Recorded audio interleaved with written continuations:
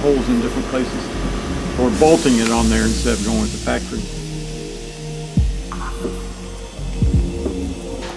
And that bolt's going through there, so I want to reinforce it. I've got to have somebody gluing that there right now.